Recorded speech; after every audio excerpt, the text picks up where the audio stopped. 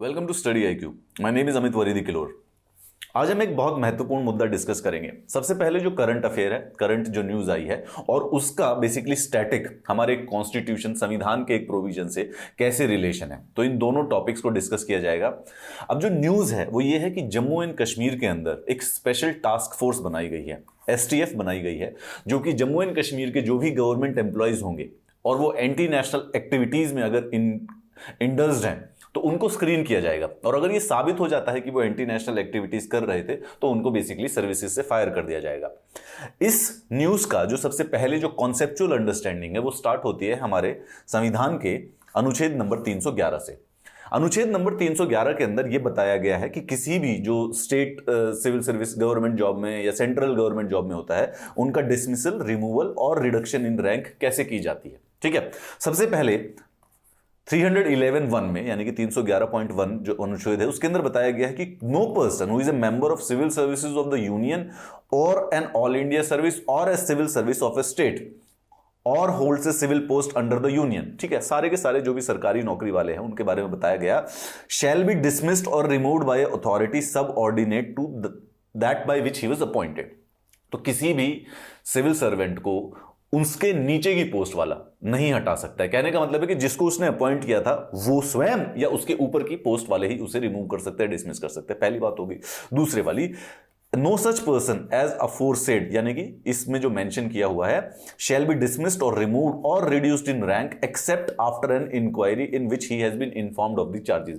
कहने का मतलब है कि कोई रैंडम और आर्बिट्रली बेसिकली किसी को डिसमिस या हटाया नहीं जा सकता, रिमूव नहीं किया जा सकता है। उसके अगेंस्ट एक इंक्वायरी बिठाई जाएगी, उसको पूरा का पूरा मौका दिया जाएगा उस इंक्वायरी के सामने अपने आप को एक्सप्लेन करने के लिए। फाइनली एक जब पूरे प्रोसेस के through, due process of law के तहत अगर साबित हो जाता है कि उसने कुछ ऐसा किया है जिसकी वजह से वो डिसमिस हो सकता है, देन ओनली होगा, provided that where it is proposed after such inquiry to impose upon any such penalty may be imposed on the basis of evidence। ठीक है, इस इंक्वायरी के तहत जो एविडेंस मिलेगा उसके बेसिस पर ही उसको जो पनिशमेंट दी जाएगी। इसके कुछ सब आर्टिकल्स हैं।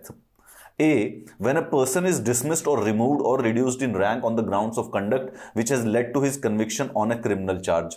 ठीक है, यानी कि जो ये आर्टिकल नंबर 311 का क्लॉज नंबर 2 है, ये तब अप्लाई नहीं होता अगर किसी पर्सन को क्रिमिनल चार्ज के अंदर कन्विक्शन मिल गई है, तब उसको बिना इंक्वायरी के भी डिसमिस या रिमूव या रिड्यूस किया जा सकता है अगर वो क्रिमिनल चार्ज के अंदर कॉन्विक्ट हो गया। पहली बात। दूसरा, when authority empowered to dismiss और रिमूव अ पर्सन और to reduce him in rank satisfied that for some reason to be recorded by that authority in writing, it is not reasonably practicable to hold such inquiry।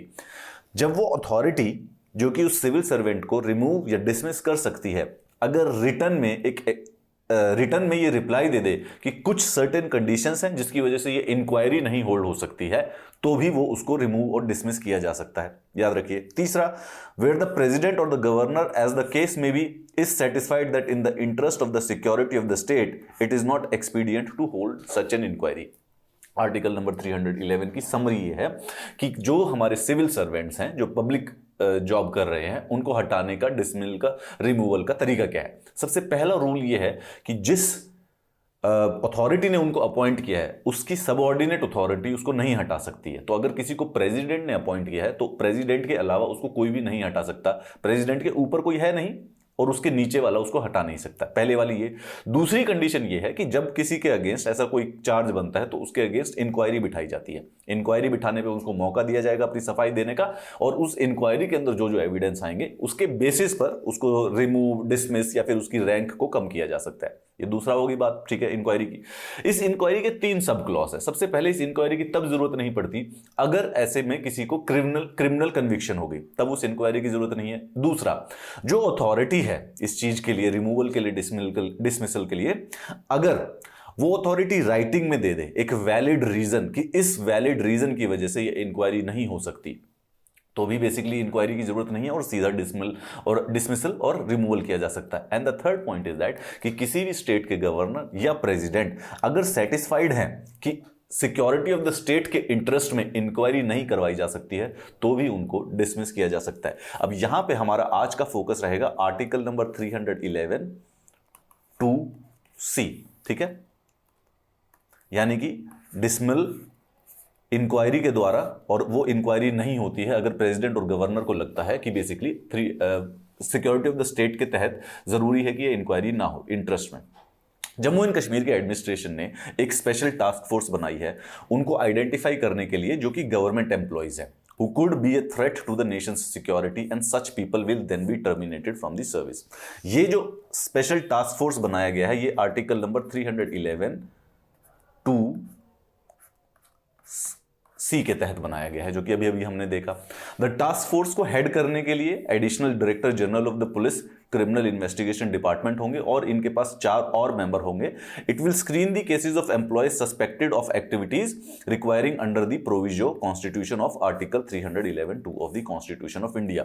The task force will then compile records of such employees whenever necessary and refer it to the committee. ये जो committee थी ये 2020 में बनाई गई थी, ठीक है। Committee that the STF, जो स्पेशल टास्क फोर्स है, will refer the cases to the government in 2020. It is headed by the Jammu and Kashmir Chief Secretary and administrative secretary, home department, काफी सारे से बेसिकली उसके अंदर सारे के सारे जो काम के मिनिस्ट्रीज होते हैं, डिपार्टमेंट्स होते हैं, उनके मेंबर्स हैं। Additional director of general of police भी है, सीआईडी है, administrative secretary department of law justice है, पार्लियामेंट्री अफेयर इसके मेंबर्स हैं। सवाल आपके लिए ये याद करना बहुत ज्यादा जरूरी नहीं है। Special task force will be headed by the ADGP. CID has also been empowered to engage with other members of terror monitoring group for identifying such other employees as necessary. अब सवाल आप ध्यान से सोचिए कि एक नई एसटीएफ बनी है, स्पेशल टास्क फोर्स, जो कि एक कमेटी जो कि 2020 में बनाई गई थी उसको रिपोर्ट करेगी उन गवर्नमेंट ऑफिसर्स के बारे में जो कि एंटी नेशनल एक्टिविटीज में इंक्लूडेड है। एसटीएफ के पास इस बात का भी आधार है कि वो जो टेरर मॉनिटरिंग ग्रुप्स होते हैं उनके साथ भी कोऑर्डिनेट कर सकती है डेटा कलेक्शन में, नॉलेज में कि कौन क्या कर रहा है क्या नहीं कर रहा है। उसके बाद जब ये पता चल जाएगा, इसके साथ ये जो कमेटी होगी इसके पास अथॉरिटी होगी ऐसे किसी भी गवर्नमेंट एम्प्लॉय को डिसमल करने के लिए, ये रिमूव करने के लिए अंडर आर्टिकल नंबर 311 टू सी के तहत, ठीक है। अब इस चीज का कई जगहों पर क्रिटिसिज्म भी हुआ। क्रिटिसिज्म क्या है? जैसे लॉयर और सोशल एक्टिविस्ट हबील इकबाल ने कहा है कि Jammu and Kashmir government constitutes special task force no not to deal with Covid emergency 2021 but to hunt down employees who work against the security of the state. Basically it's a general criticism कि basically इस समय इस चीज की जरूरत नहीं थी, अभी तो कोविड 2021 की इमरजेंसी चल रही है, पर डे के हिसाब से 3 लाख केसेस आ रहे हैं, तो गवर्नमेंट की प्रायोरिटी क्या है? पीपल्स डेमोक्रेटिक पार्टी की तरफ से भी ट्विटर पर पोस्ट किया गया है, when dealing with pandemic needs whole of the government it seems to be busy with thought policing. कि बेसिकली भाई आप इस पे विचारों पे भी है कि ऐसा कोई भी थॉट एंटी नेशनल एक्टिविटी में काउंट किया जा सकता है। Choreographing normalcy junkets and focusing on the information blockade. ये जनरल क्रिटिसिज्म है, परंतु इसका आपके लिए कोई एकेडमिक फायदा नहीं है। एकेडमिक में इसके लिए आपका जो एक्चुअली में काम की चीज है वो ये है, डॉक्ट्रिन ऑफ प्लेजर क्या होता है। Article number 310 and article number 311 से रिलेटेड होता है डॉक्ट्रिन ऑफ प्लेजर। सरल शब्दों में कहा जाए कि जो गवर्नमेंट एम्प्लॉयज होते हैं they hold the position till the pleasure of president, ठीक है, मतलब कि जब तक प्रेसिडेंट की मर्जी है। अब इस कॉन्सेप्ट को पूरा समझते हैं। Doctrine of pleasure is a common law rule. The doctrine has its origin in England. इसका मतलब कि इंग्लैंड से ये हमने कॉन्सेप्ट निकाला है, लॉ का कॉन्सेप्ट है doctrine of pleasure. The doctrine of pleasure is a special prerogative of the British crown. In English, a servant of the crown holds office during the pleasure of the crown and he can be dismissed from the service of the crown eight the pleasure. Basically United kingdom के अंदर जो government employees हैं उनकी जितनी भी जो tenure होता है वो legally speaking pleasure of crown के तहत होता है, कि प्लेजर ऑफ क्राउन की वजह से उनको जॉब मिली है और प्लेजर ऑफ क्राउन जब चाहे उनको बेसिकली उस जॉब से हटा सकता है अगर वो उनको लगता है कि वो उनके इंटरेस्ट में काम नहीं कर रहा है। Hence pleasure of the crown, ठीक है। इसका सिर्फ कहने का मतलब होता है कि कोई फिक्स्ड टेन्योर नहीं है, लीगली कोई फिक्स टेन्योर नहीं है। वैसे टेक्निकली वो आराम से जो नॉर्मल लॉ है उनका पूरा रिटायरमेंट एज तक चलता है, ये बहुत ही रेयर यूज होता है। यही डॉक्ट्रिन ऑफ प्लेजर को इंडिया के अंदर भी यूज कर लिया गया है, परंतु एग्जैक्ट कॉन्सेप्ट को नहीं, ऑलमोस्ट उसकी एक एनालॉजिकल डिफरेंट कॉन्सेप्ट को। Doctrine of pleasure under the Indian constitution is also based on the same policy consideration as it existed under the common law in England. Same to same है almost, though doctrine of pleasure is accepted in India, it has not been completely, ठीक है, completely नहीं है। तो सबसे पहले एक factual बात याद करेंगे कि हमारे अनुच्छेद नंबर 310 आर्टिकल नंबर 310 के अंदर दिया गया है डॉक्ट्रिन ऑफ प्लेजर। पढ़ते हैं हम आर्टिकल नंबर 310 क्या है। यह है आर्टिकल नंबर 310। ये कहता है except as expressly provided by this constitution, every person who is a member of a defense service or a civil services of the union or of an all India service or holds any post connected with defense or any civil post under the union, बहुत सारी की सारी समझ लीजिए कि defence की जितनी भी पोस्ट है और बेसिकली सिविल सर्वेंट्स की जितनी भी पोस्ट है, स्टेट की या सेंटर की, दोनों की सारी लगा लीजिए, holds office during the pleasure of the president, उसको जो ऑफिस दिया जाता है, जब उसको जॉब मिलती है, that is till the pleasure of the president, and every person who is a member of a civil services of a state or holds any civil post under a state holds office during the pleasure of the governor of the state.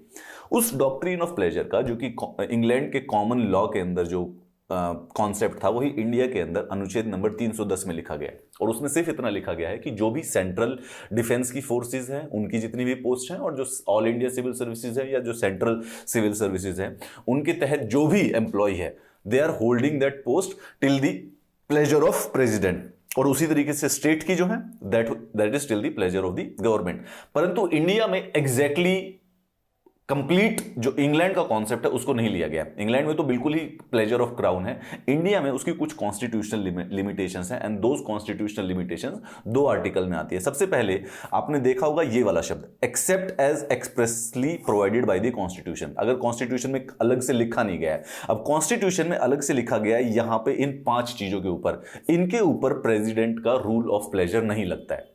This is a general rule which operates except as expressly provided by the Constitution. That doctrine is subject to constitutional limitation.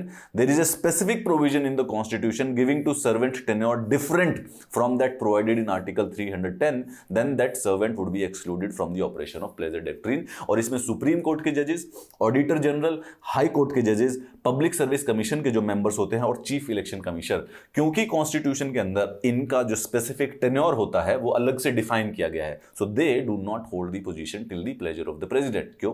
As defined in the article 310, इनके लिए constitution में अलग से बताया गया है कि इनका जो क्या इनकी इंडिपेंडेंस मेंटेन करने के लिए इनका टेन्योर क्या होगा। यह बात ध्यान रखेंगे कि ये जो 5 जो आपके सामने इस समय लिखे हुए हैं, इनके ऊपर प्रेसिडेंट का डॉक्ट्रिन ऑफ प्लेजर नहीं चलता है। पहली वाली बात, डॉक्ट्रिन ऑफ प्लेजर वैसे भारत के अंदर एक्सेप्ट किया हुआ है, उसके बावजूद भी it is subject to the provisions of the article number 311 which provides for procedural safeguards for civil servant. अभी हमने आर्टिकल नंबर 311 देखा था, जिसमें हमने देखा है कि किस प्रकार से इंक्वायरी होनी चाहिए, उस इंक्वायरी के बेसिस पर एविडेंस मिलेगा और उसके बाद बेसिकली डिसीजन लिया जा सकता है। तो इन अ सेंस ऐसा नहीं है कि कंप्लीटली एब्सोल्यूट है जैसा कि इंग्लैंड में होता है, हमारे यहां पर थोड़े से कॉन्स्टिट्यूशनल लिमिटेशंस हैं।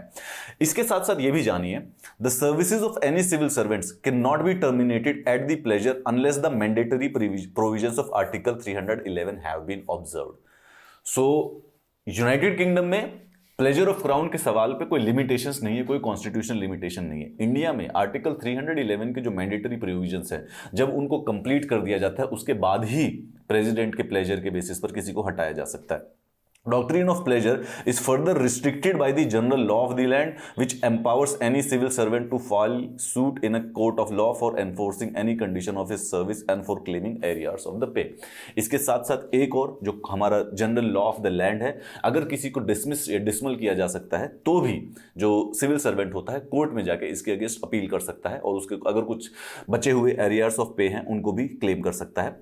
यूनाइटेड किंगडम में ऐसा नहीं होता है। अगर किसी को डिसमिस किया गया है प्लेजर ऑफ क्राउन के तहत, so there is no legal remedy to that.